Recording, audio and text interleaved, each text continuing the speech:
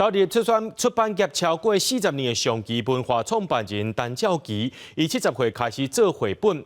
伊是因为讲这常常爱讲故事给查某孙听，才有想讲要来家己写绘本的想法。陈兆基也讲，希望透过绘本的力量，帮助囡仔来认捌这块土地，也推广着台语。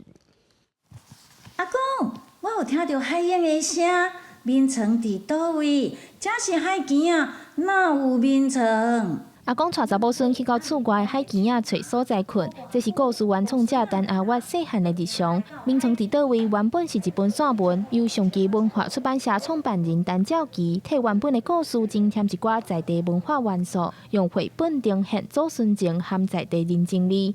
陈阿月也表示，一寡故事拢是伊过去的生活记忆，希望透过绘本帮助囡仔了解身躯边的文化。一个人无家己的文化的根。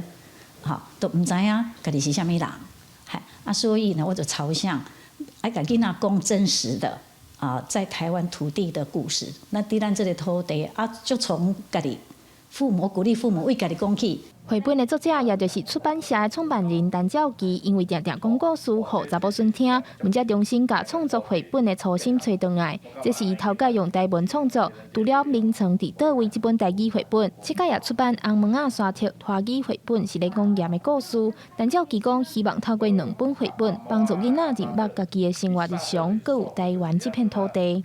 用绘本的这个方式然后甲咱地方这个较有地方味的这个内容，甲变成讲一个绘本的方式，来互这囡仔当接近，来推广这个台语文化呢。陈兆基表示，伊希望家己会使甲讲故事的快乐心情分享予更较侪人。也来陈定南教育基金会董事蔡惠玉长期伫英国驻心推广台湾母语文化，即届也特别买100本台语绘本，按算早转去英国。伊希望甲传承台湾文化的力量延续落去，传到国外。记者张家佳、谢桂玲宜兰报道。